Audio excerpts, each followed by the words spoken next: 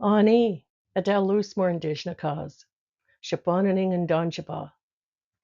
Hello, my name is Adele Loosemore, and I'm a Treaty Indian from Shebahonaning. My community is located at the entrance to the North Channel of Georgian Bay, in the Robinson-Huron Treaty area. Today, my community is more widely known as Killarney, Ontario. Killarney to get power. That was the headline of a newspaper dated January 25th, 1951. The Manitoulin Expositor reported that Mr. John A. Fullerton, the member of provincial parliament for the Manitoulin district, confirmed that he had received a letter from Robert Saunders, the chairman of the Ontario Hydroelectric Power Commission, stating that electric power would be installed to Killarney as quickly as possible. Promise of hydro new road brings cheer at Killarney.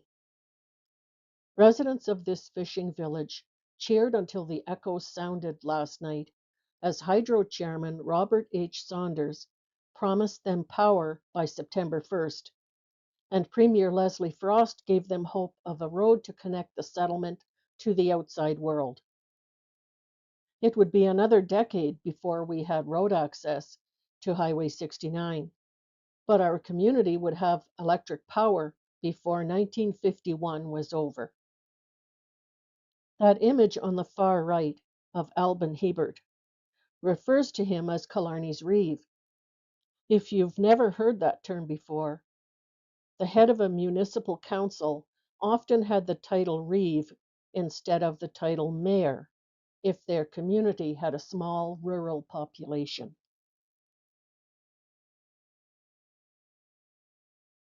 Further in the article, the reporter talks about Killarney being isolated for several weeks each year. Reeve Alban Hebert explained that there are 2 to 3 weeks of isolation when the ice hasn't frozen deeply enough to be safe to travel on, and when the ice is breaking up but not enough to allow boats to travel through it. Cables are pretty skimpy sometimes, Reeve Hebert said. In these emergencies, supplies have to be flown in, and the price of food jumps 4 cents a pound. Last Christmas, incoming Christmas parcels were delayed as late as April. In this image, Father McHugh, on the left, Killarney's parish priest, is sitting beside Premier Leslie Frost. Father McHugh was one of those who worked hard to get electric power for Killarney. Premier Frost and Chairman Saunders also surprised George Pitfield with an unplanned visit. Several weeks before, Mr. Pitfield had a stroke, so he was confined to his home. He was 76 years old and had worked tirelessly for Killarney almost his entire life. I'm sure he also had been in contact with the MPP and Premier Frost about electric power and road access for Killarney. This news story says that Mr. Frost is a historian and collector of anecdotes about the history of Ontario, and in Mr. Pitfield he found the answer to many of his questions and interests in the early days of Killarney. Mr. Saunders was a keenly interested listener in the friendly discussion. Officials arrived in Killarney on a Monday and left on the Tuesday. Reeve Alban Hebert thanked Roy Fruhoff of Detroit for his hospitality in hosting Premier Frost and Chairman Saunders at his camp. Mr. Fruhoff wasn't present for the visit, so the camp's manager, Hugo Chatelain, acted as host. That camp was located where today stands the Killarney Mountain Lodge. The news article says both Mr. Frost and Mr. Saunders enjoyed driving one of the Fruhoff speedboats up and down the channel at 60-mile-an-hour clips late Monday afternoon. A banquet of fresh-caught Killarney lake trout was served in the main lodge at 7 o'clock. At sunset, the guests were taken on a cruise in the Fruhoff yacht through the channel and around Killarney Bay. In the photo shown here, Premier Frost is standing, holding his hat in the air. Mr. Saunders is seated near him, wearing a hat. And I believe the man standing between those two officials is Alban Hebert. Now let's take a look at what the Hydro News booklet of December 1951 had to say when the big day came to turn on the power in Killarney. Here's the opening page of the article. Hydro comes to Killarney. This image that has the yellow rectangle around it has a caption that reads, "Symbol of a new era in the lives of the people of Killarney. This hydro pole is one of a number built to bring electricity into this picturesque Georgian Bay community." Ontario Hydro's Manitoulin manager, A.H. Wood, is checking the transformer. The caption on this photo says, "Snow was falling in big flakes, and most of the citizens of Killarney were gathered in front of the Church of St. Bonaventure when Ontario Hydro Chairman Robert H. Saunders switched on the power. New lines to Killarney will also serve farm, summer cottage, and mining customers."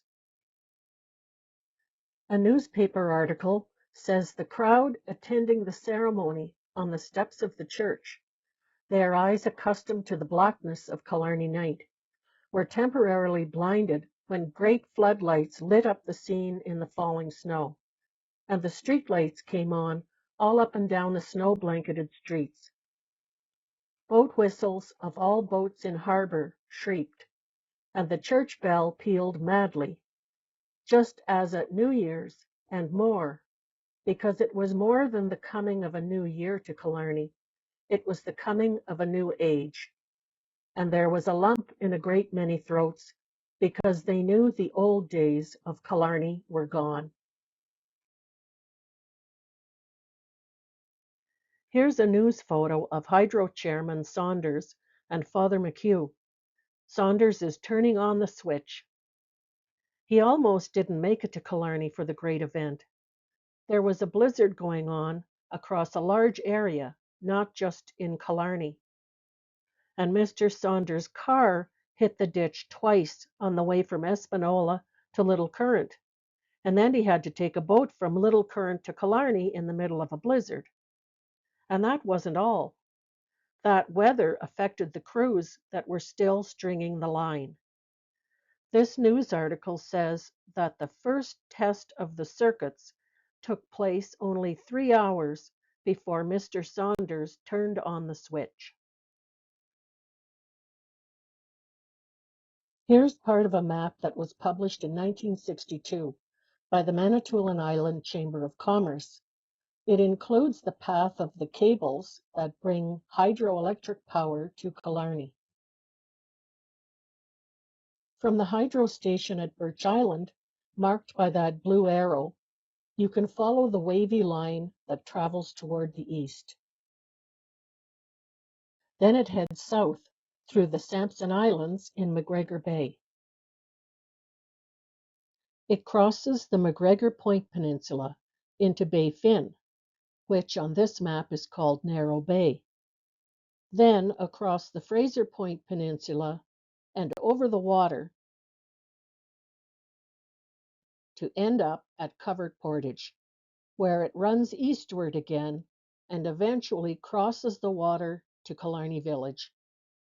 You can just see the first 5 letters of the word Killarney at the right edge of the map. The Hydro News magazine says that the lines leapfrog from island to island at heights ranging from 35 feet to 100 feet. There are 29 overwater crossings. There are 3 submarine cables.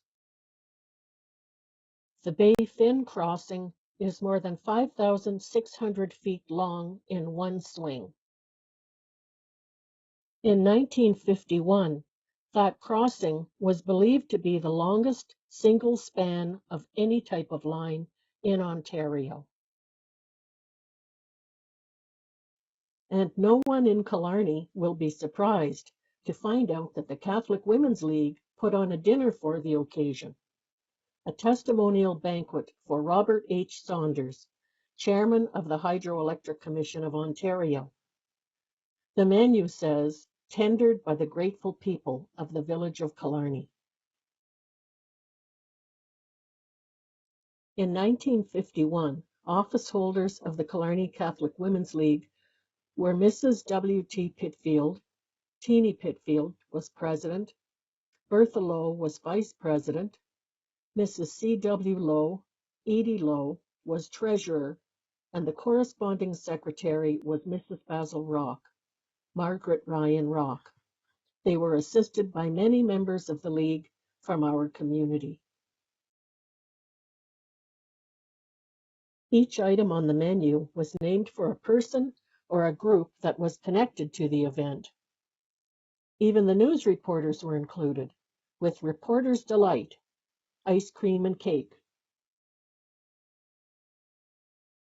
Let's take a closer look at these 2 pages of the Hydro News article.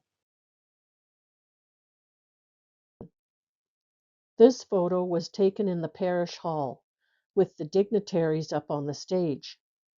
Chairman Saunders is bending down to give Rosalind Rock a kiss on the cheek, after she presented him with a very large key to Killarney.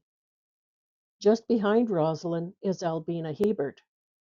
She presented Mr. Saunders with a pair of gold cufflinks. The men sitting at the back, on the left, are Senator Thomas Farquhar and Charles Lowe Sr. of Killarney. The men on the right side are Father McHugh, Mr. W. Rogers, President of the Association of Municipal Electrical Utilities, and George W. Rayner of Rayner Construction Limited. And notice, just above the heads of Mr. Saunders and Rosalind, there's a microphone with the letters CKSO. I assume that they were covering this event for radio listeners in their broadcast area.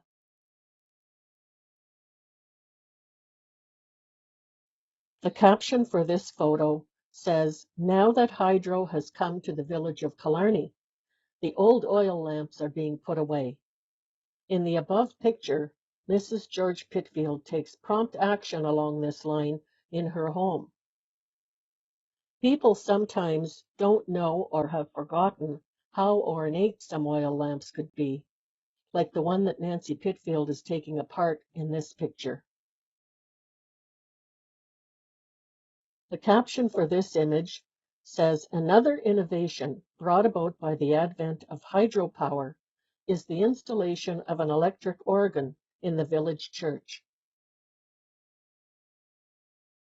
Pictured at their first practice in the Church of St. Bonaventure are Mrs. George Pitfield, Marguerite Burke, Mrs. C. W. Lowe,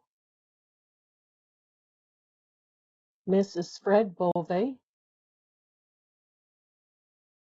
Mrs. Alfred Bocage, Mrs. Norman Beauvais, Mrs. Joseph de la Morandière, and Mrs. Joe Hebert. Here's Dr. Otto Holden, Assistant General Manager, Engineering for Ontario Hydro, on the left. Father McHugh is in the center, and Hydro Chairman Robert Saunders is on the right, holding the switch that was used to turn on the power for Killarney. Then there's this photo and caption. A well-known figure in the Killarney district, Mr. Jackman operates a general store. He plans to replace the hand-operated meat slicer with an electric model in the near future.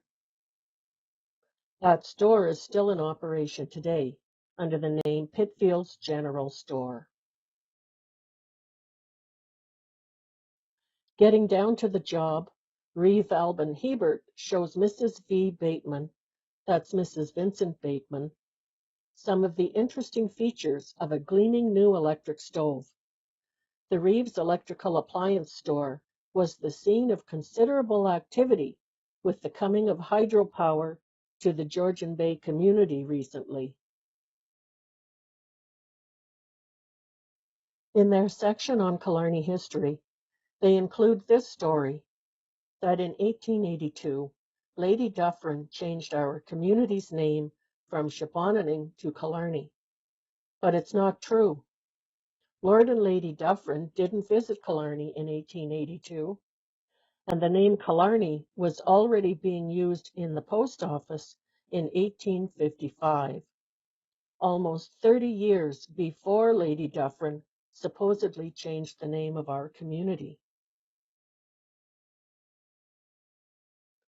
On to the next photo.